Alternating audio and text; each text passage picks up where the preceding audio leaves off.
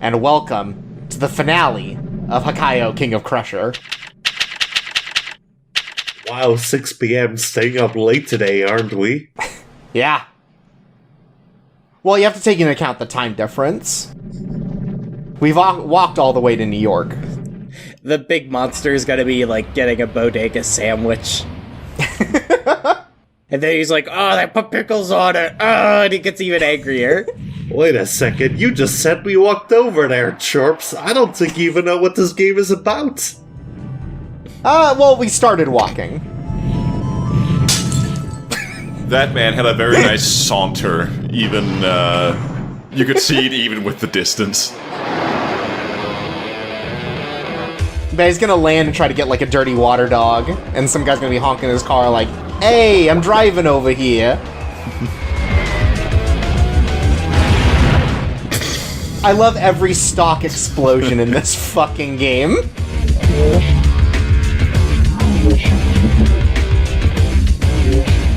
Freedom? Buddy, we're already in America.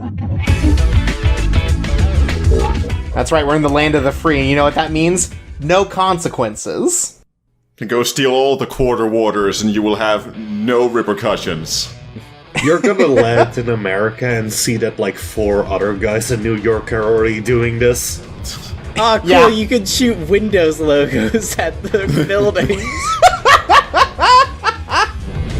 And you're not wrong. So, we have finished the final ascension of man. We can breathe fire up and down, and we can also shoot squares out of our wings as a huge burst. But where's our headbutt? Please, Chorps, give me my headbutt. Sorry, in order to have wings, we had to give up our other attacks. As you can see, our head is not built for butting, and also our arms have become very tiny, and our legs are not nearly as well defined. Yeah, these aren't chicken legs at all. Yeah, we've evolved for elegance instead of, like, true destruction. Like, basically we just became, like, a good-looking dragon now instead of, like, a nightmare beast. And I think that kind of makes our destruction kind of less, visceral, you know? Oh, yeah. I don't know, this seems like a lot more playable a game, suddenly. Yeah, when you don't have to worry about, like, the collision on most things, definitely makes traversal a lot easier. I will say that I, having played this multiple times, still don't quite understand the hitbox on the Wingaling attack, but, like, it's more there, certainly. Sometimes it's big.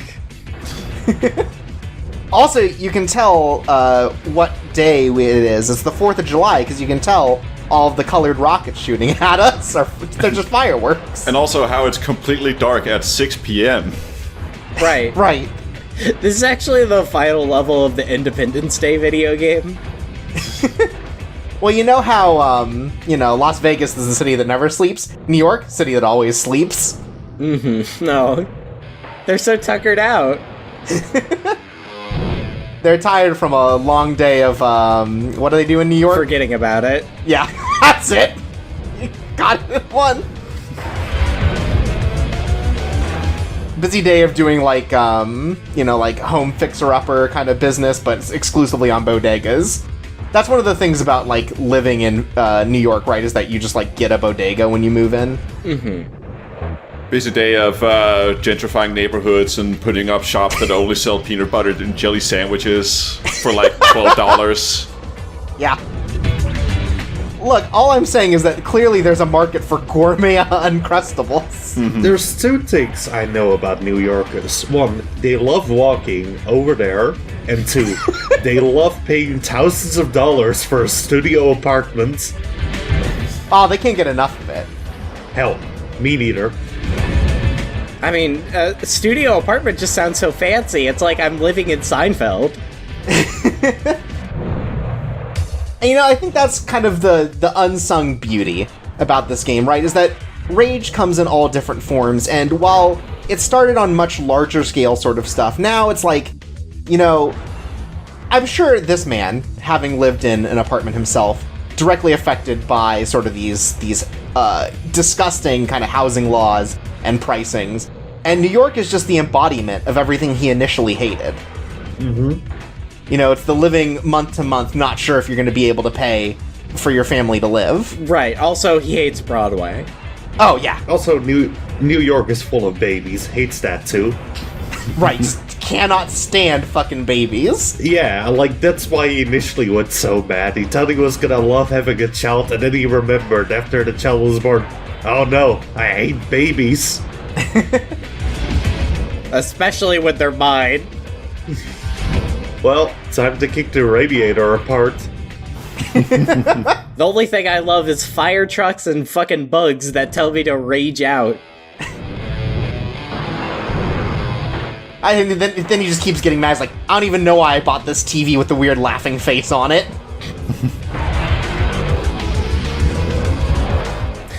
They say it's a smart TV, but all it does is laugh at me. Well, it's laughing because it's smarter than you, you know. No! My one fear. It's like how everyone talks about how, like, oh, getting a smartphone is smarter than me. You know, that actually happened to this man. Yeah, the unfortunate thing is that he bought, like, a Nokia. Damn, that's fucked up. I mean, like, what? It's like the 90s, right? We're just on the edge of the millennium. There's not a lot of other choices for phones. Right, but it shouldn't be that smart.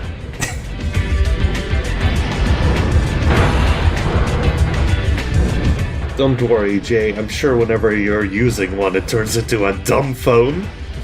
Damn. I love this progression of New York where the buildings get taller the further in you go. Oh, you're just gonna ignore that, huh? You big wimp. You big wimp. I'm planning for Chorps to cut it out. That's another thing New Yorkers like, cutting it out. No, that's more of wherever they live in Full House. I think that's like a California place. Yeah, I do know about cutting it out. I didn't see that on The Sopranos. Well, they live in Jersey, don't they? No. In what part of the US do you pick it up? Well, Scott was born out of Orange County, so California. I mean, like, modern Scott. Scott came from Jamaica, but... Right. Ska's been around since the dawn of Earth. When those monkeys touched that monolith, baby, they were making ska. I always felt ska was a very Portland-esque music genre. I can see it, certainly. No, in Portland they only play like the fucking Looney Tunes music with the big organ. Oh man, maybe I gotta move to Portland. I feel like that's the only way you really get, like, a real American experience, you know? Right.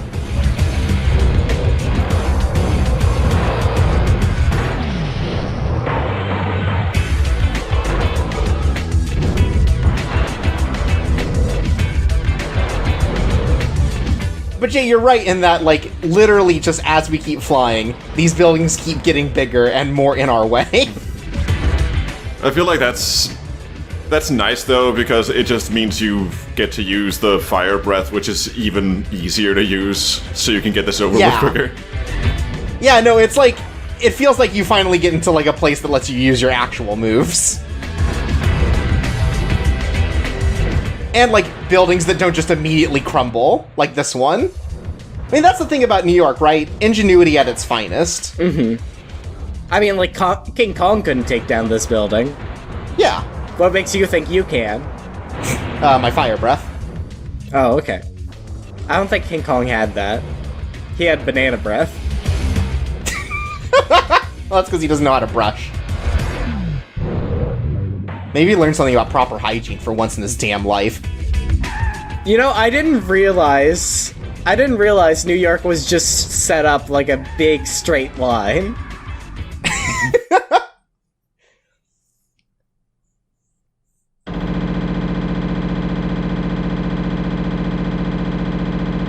Well, we're going to learn more about New York architecture in the second level as we go further into the Bronx.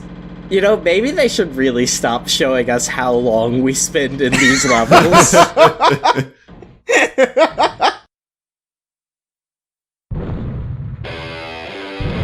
I also think it's absolutely buck wild that, like, they show you that and then also show, like, you spent 8 minutes in the level, you blew up, like, 30% of the things. And it's like, excuse you? But anyways, we've gone to the district now that has all of the important buildings in it. Oh, Wall Street. Yeah. I think that's the Wall Street right up there, that big monolith. I believe actually that's the monolith that they touched in order to create ska music back when the Earth was new. So ska really is the dark arts. Yeah. Come on, Teok, this is a pro ska Let's Play group. Yeah. Listen, if you want to go for, like, anti-ska commentary, you can watch anyone else on, like, YouTube. Oh no, it was hiding a smaller building inside of it. As you know, we are the Otaku Trash Machine, subtitle, Propaganda. Propaganda? I'll fix it in post. Propaganda? Skank Master General. That's it. Anyway, say goodbye to stocks.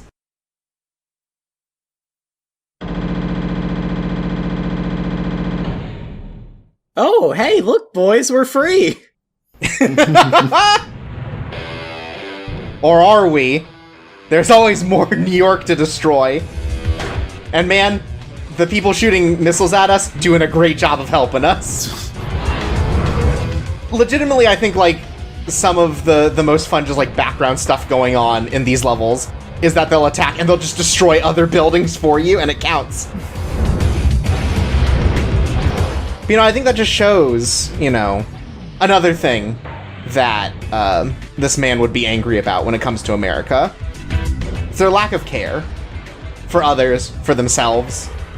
I mean, I don't know. I feel like maybe they're just helping you out. Like, they can also see that that red bar is filling very slowly, and they know that, you know, you could probably use a little help. You're not doing that great so far. I think only they're got pissed. 31%. They hate this video game as much as we do. They're like, get it over with. Hey, I love this video game.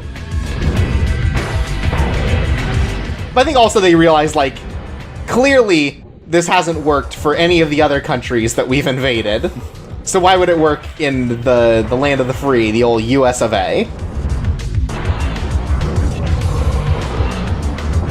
I feel like if they brought this game over, they'd have to, like, put it to a licensed property. But what licensed property do you think they would have put it to?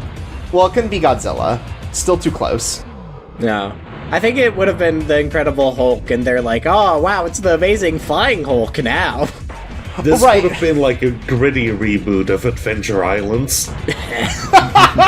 Yeah, Master Higgins gets really pissed one day at his wife. Yeah. I can only do 15 button presses a second. I'm losing it.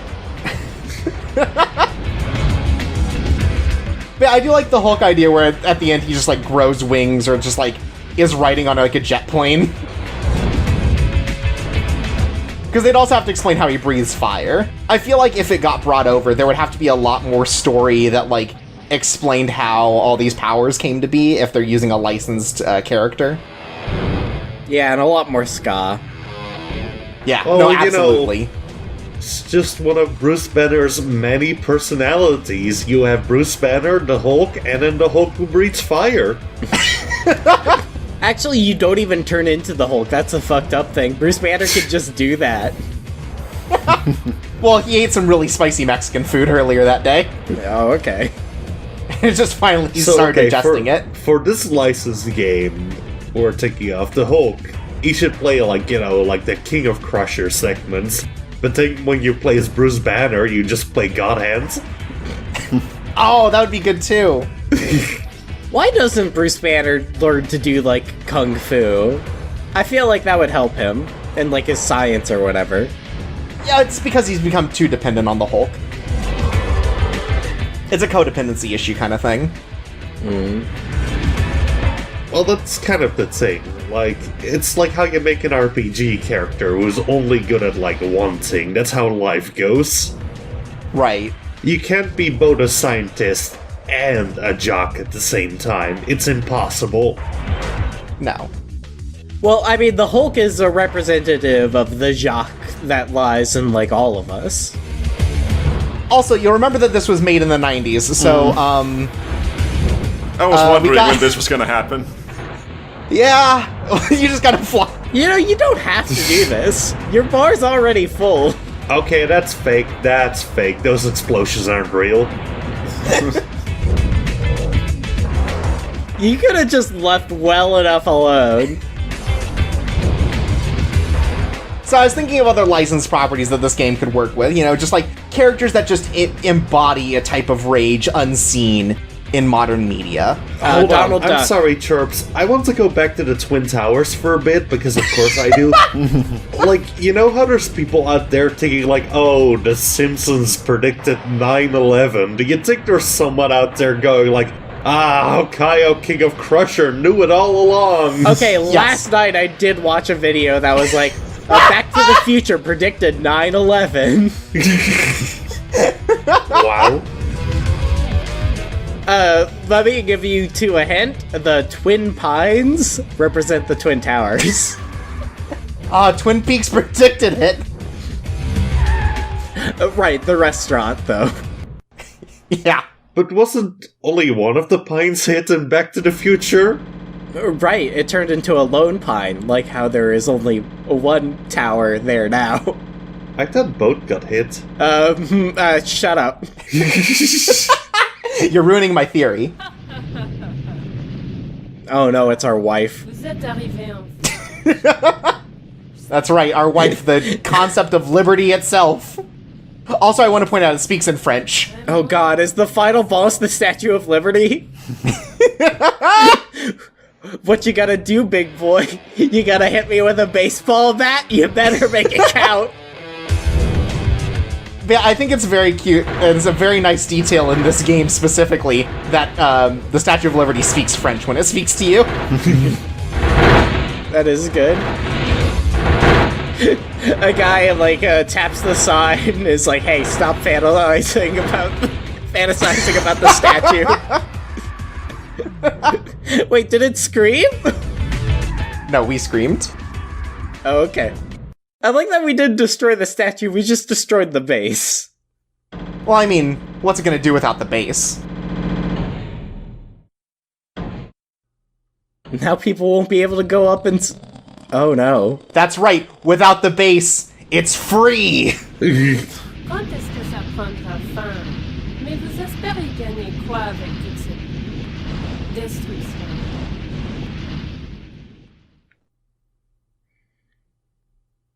And so, welcome to the boss of Hakaiou, King of Crusher. The concept of freedom and justice itself, the Statue of Liberty! Lady Liberty shoots electricity at us, and also, like, natural disasters, like there will be, like, dust tornadoes that come through and just, like, rip through your health. And so what you have to do is you just have to stomp into it and kill it. Bring me your poor, unwashed kick-asses. So yeah, the tornadoes will just rip through your health, and they show up on your map, but are very hard to dodge because they don't have, like, a path that they follow. They kind of follow where you are, and you don't move very fast. So, you're kind of just damage racing Lady Liberty. Thankfully, if you're close enough, can't hit you with a laser. Finally, the headbutt is coming back. What? Wait, what's that?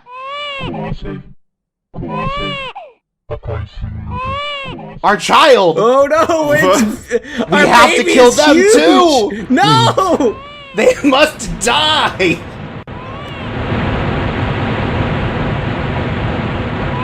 Charles, I'm starting to think this game was a metaphor, and I don't like it. I hate metaphors.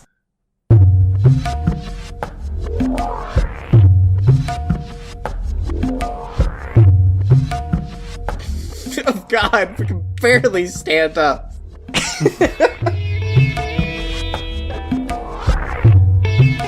Damn, America looks a lot different than I imagined. I wonder what happened. Now that's a metaphor.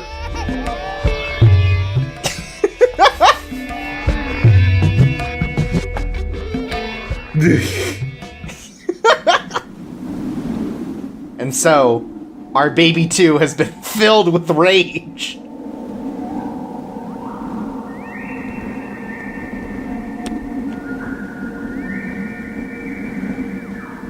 It's gonna zoom out. We were in the Rage universe all along. Oh. So, that was the bad ending. This is how you get the good ending. Wow, multiple endings. This game really has everything. Yeah. To get the good ending, you have to headbutt the baby. No, in the good ending, you have to not hurt the baby. You have to let the beacon of innocence take you away. But if you just die to the Statue of Liberty, you just normal die. Yeah. It has to be because of your baby, because it quells the rage inside you. I keep thinking there's like a fucking decoding error, but it's just the things play twice. Yeah, it's really funny.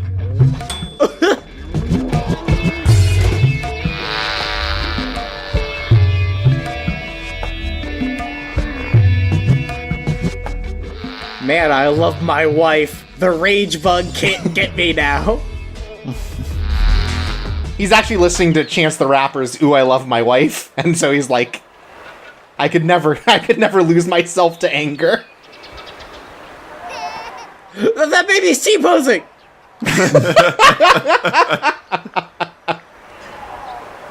That's how you know that baby is full of joy and childlike wonder. That's why he can't get angry. I think the message of this game, that you chill out once you've had a child, is not helpful. It's not a good message. Well, it chills out if you have a child and aren't bitten by a bug. Oh, this is a healthy way to get rid of your rage. Just smash plates. This is like at the end of Tony Hawk when you unlock skate videos. Yeah, this is them getting, like, sound effects and stuff for the game. I was expecting one of the executive producers to be Shinzo Abe. But yeah, so that's the end of Hakaiou King of Crasher. Man, this game had a lot of producers. Yeah. Surprising, right? Surprising how much staff was on this. Yeah, I bet there were more, like, high-level positions than, like, actual people making the game. Right, like 8 directors, 8 producers, and then, like, 3 developers, you know?